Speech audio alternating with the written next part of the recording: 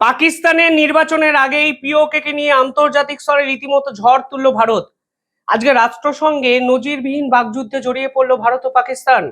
এবং এই প্রেক্ষাপটে দাঁড়িয়ে কালকে পাকিস্তানের প্রধানমন্ত্রী এমন কিছু কথা বলে যাতে পরিষ্কার বোঝা যাচ্ছে এই পিওকে ইস্যু এবার পাকিস্তানের প্রধান মাথা ব্যথার কারণ।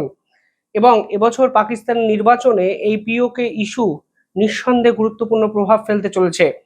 আজকের এই ভিডিওতে আমি ডিটেলিং আলোচনা করব এক্স্যাক্টলি রাষ্ট্রসংঘে পাকিস্তান এবং ভারত কেন বাকবিতণ্ডায় জড়ালো এবং পিওকে নিয়ে পাকিস্তানের প্রধানমন্ত্রী স্বয়ং কি মন্তব্য করলেন।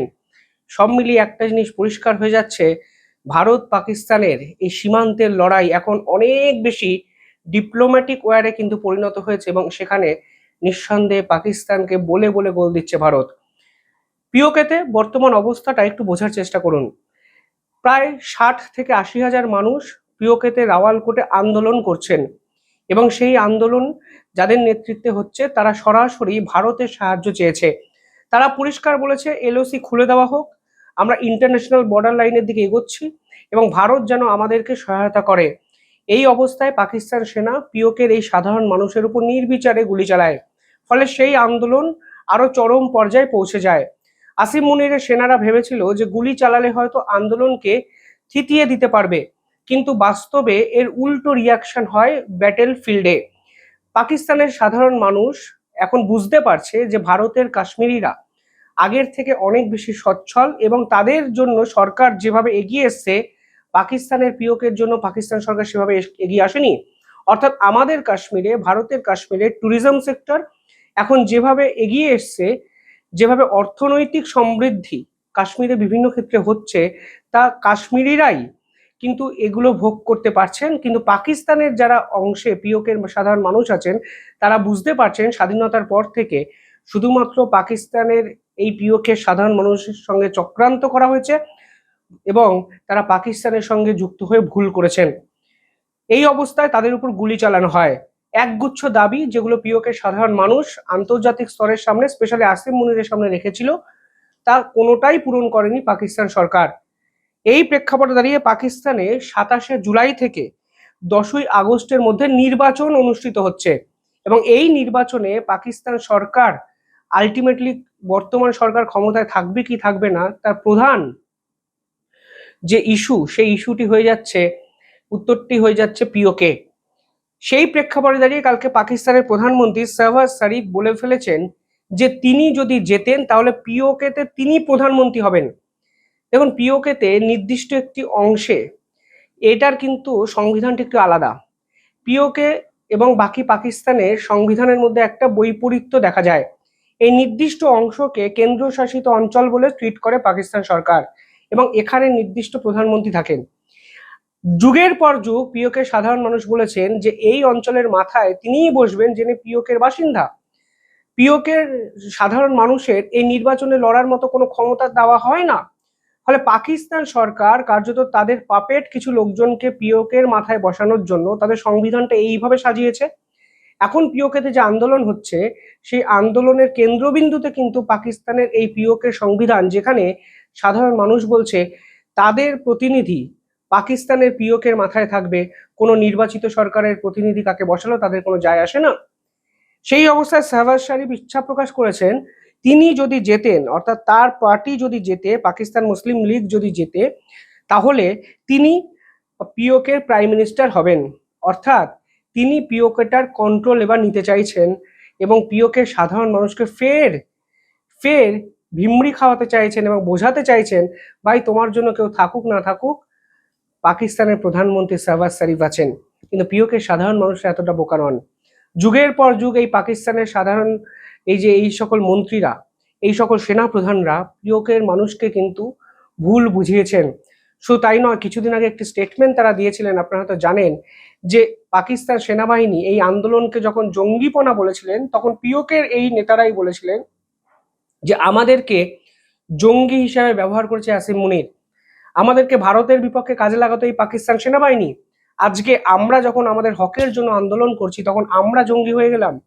অর্থাৎ আসিম মুনির এবং পাকিস্তানের বর্তমান যে সরকার, তাদের প্রতিনিধিরা পিওকে সাধারণ মানুষকে এতটাই খেপিয়ে তুলেছেন যে এবার সরকার পালাবদলের সময় এসে গেছে পাকিস্তানে, এবং সেই পালাবদল রুখতেই পাকিস্তানের বর্তমান প্রধানমন্ত্রী স্বয়ং পিওকে ইস্যুতে কিন্তু ঝাঁপিয়ে পড়লেন, এবং তারা পরিষ্কার বুঝতে পারছেন পিওকে সাধারণ মানুষ ভারতের সঙ্গে নিজেদের যখন কম্পেয়ার করছেন তখন বুঝতে পারছেন কিভাবে দিনের পর দিন ভুল বোঝানো হয়েছে তাদেরকে, উল্টে তাদেরকে ব্যবহার করা হয়েছে কাশ্মীরে ভারতের বিপক্ষে আক্রমণ করার জন্য।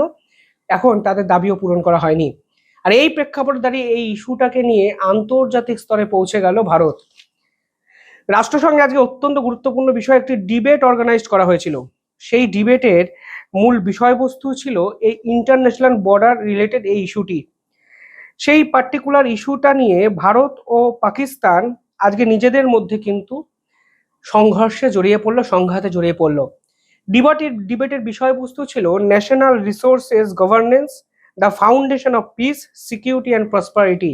অর্থাৎ বুঝতেই পারছেন এমন একটা ইস্যু যা পিওকে কে সামনে আনতে ভারতকে কিন্তু অনেক বেশি খাটাখাটনি করতে হয়নি। সেই পার্টিকুলার ইস্যুটা নিয়ে পাকিস্তান যখন কথা বলতে ঢোকে ঠিক তখন তারা ফের পাকিস্তানের পক্ষ থেকে কাশ্মীর ইস্যুটাকে রাইজ করা হয়। অর্থাৎ তোরা যে যা বলিস ভাই, আমার কাশ্মীর আমার চাই, এই নীতিটা পাকিস্তান যেমন অক্ষরে অক্ষরে পালন করে আন্তর্জাতিক স্তরে বাজার গরম করে, এক্ষেত্রেও ঠিক সেটাই তারা করেছে। আউট অফ নাও হেয়ার তারা কাশ্মীর ইস্যুটা নিয়ে ভারতবর্ষের বিপক্ষে বলতে শুরু করে। ফলে ভারত কিন্তু একটি ইস্যু পেয়ে যায় এবং পরিষ্কার বলা হয় যে ইস্যুটা নিয়ে কথা বলার কথা, পাকিস্তান সেই ইস্যুটাকে ডাইভার্ট করার চেষ্টা করছে। ইন্টারনাল পিস পাকিস্তানে আছে নাকি এই প্রশ্ন করা উচিত। পিওকে সাধারণ মানুষ আন্দোলন করছে কেন এই প্রশ্ন করা উচিত। তাদের দেশের আভ্যন্তরীণ কোন্দল ঠিক কেন এই চরম পর্যায়ে গেল সেই প্রশ্ন করা উচিত। সেই প্রশ্ন না করে পাকিস্তান হঠাৎ করে কাশ্মীর নিয়ে ঝাঁপিয়ে পড়লো, তাতে পরিষ্কার হয়ে যাচ্ছে তারা আন্তর্জাতিক স্তরকে ফের গুমরা করার চেষ্টা করছে। কোট আনকোট আমি ভারতের কিছু কথা আপনাদের সামনে তুলে ধরতে চাই, এবং বুঝবেন এই কথাগুলো পাকিস্তানের নির্বাচনের আগে কতটা গুরুত্বপূর্ণ হয়ে উঠতে পারে। পাকিস্তানের সাধারণ মানুষ যে ভাষায় সরকারের বিপক্ষে কথা বলছে, এখন ভারত একইভাবে পাকিস্তান সরকারকে আন্তর্জাতিক স্তরে উলঙ্গ করে দিচ্ছে। ভারতের পক্ষ থেকে বলা হয়েছে যে for the union territory of Jammu and Kashmir it has always been and is and will remain an integral part of India. This is the constitutional and legal reality that Pakistan deliberately choose to ignore. অর্থাৎ সংবিধান বলুন, আইন বলুন, সমস্ত দিক থেকেই যদি বিবেচনা করেন তাহলে কাশ্মীর হলো ভারতের অবিচ্ছেদ্য অংশ। পাকিস্তান ডেলিবারেটলি ইচ্ছাকৃত এই পুরো ইস্যুটিকে অগ্রাহ্য করে এবং স্বীকার করতে চায় না। পরবর্তীকালে ভারত পরিষ্কার বলেছেন, the only outstanding issue with the regard to Jammu and Kashmir is the naked aggression and illegal occupation of Indians sovereign territory by Pakistan. কিন্তু এখন যে ইস্যুটা নিয়ে কথা বলা উচিত তা হলো পাকিস্তানের এই আগ্রাসন নীতি এবং উলঙ্গ আগ্রাসন, যেটার জন্য তারা ভারতবর্ষের অংশ পাকিস্তানকে জোরপূর্বক দখল করে রেখেছে। পাশাপাশি ভারত এখানে আরেকটা ইম্পর্টেন্ট জিনিস বলেছে, সেটা সকলে জেনে রাখা উচিত। সেখানে ভারত পরিষ্কারভাবে বলেছে যে our position on the Indus water treaty remain clear and consistent. অর্থাৎ ইন্দাস ওয়াটার ট্রিটি নিয়ে আমাদের অবস্থান ক্লিয়ার। পাকিস্তান যতই আন্তর্জাতিক স্তরকে বলুক যে আমরা ইচ্ছাকৃত জল বন্ধ করে রেখেছি, সেই অভিযোগ আর ধোপে টিকবে না, কারণ ভারত পরিষ্কার বলেছে cooperation on the basis of mutual trust and goodwill can not be expected when cross-border terrorism is regularly deployed as an instrument of state policy. অর্থাৎ পরিষ্কার হয়ে যাচ্ছে পাকিস্তান যেভাবে ক্রস বর্ডার টেরোরিজম চালাচ্ছে, সেই টেরোরিজম যদি বন্ধ না হয় তাহলে ইন্দাস ওয়াটার ট্রিটি নিয়ে ভারতের অবস্থান জোরালো থাকবে। এবং ভারত এই কথাটি আজকে এমন একটি সময় বলল ঠিক যখন কাশ্মীরে কালকেই ভারতের অমরনাথ যাত্রার উপরে ভয়াবহ জঙ্গি আক্রমণ হয়েছে এবং আমরা একজনকে শহীদ হতে দেখেছি, আমাদের বীর সন্তানকে। এবং অমরনাথ যাত্রার মতো তীর্থযাত্রাকে টার্গেট করছে পাকিস্তানের জঙ্গিরা, এবং ভারত একই সঙ্গে আন্তর্জাতিক স্তরকে বলে দিচ্ছে ইন্দাস ওয়াটার ট্রিটিকে নিয়ে আলোচনা সম্ভব হতো যদি দুজনের মধ্যে মিউচুয়াল ট্রাস্ট বজায় থাকতো, এবং আলটিমেটলি সেটা কখনোই আর সম্ভব নয়, কারণ পাকিস্তান টেরোরিজমকে বেছে নিয়েছে।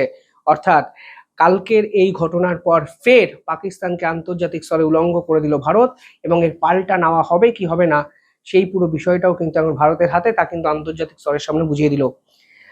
পাশাপাশি instead of pointing fingers at India, Pakistan would serve itself and its people for better by putting its own house in order.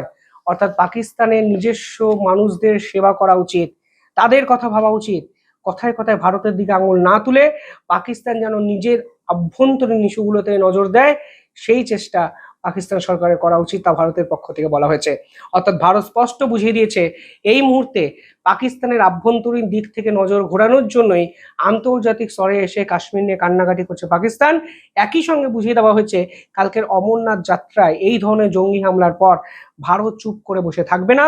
আন্তর্জাতিক স্তরকে শুধু জানানো হলো, আন্তর্জাতিক স্তর যেন জেনে রাখে ক্রস বর্ডার টেরোরিজম এবং ইন্দাস ওয়াটার ট্রিটি একসঙ্গে চলতে পারে না।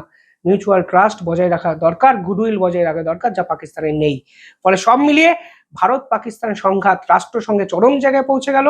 কালকে অমরনাথ যাত্রার এই ঘটনা ঘটার পর পুরো পরিস্থিতি আরো খারাপ জায়গায় চলে গেল এবং এর ফলে ভারত যে অ্যাগ্রেসিভ কোনো স্টেপ নেবে তা আর বলার অপেক্ষা রাখে না। আপনারা কিভাবে দেখছেন পুরো বিষয়টি কমেন্টে জানাবেন। দেখতে থাকুন দ্য ইন্ডিপেন্ডেন্ট বেঙ্গল। ধন্যবাদ।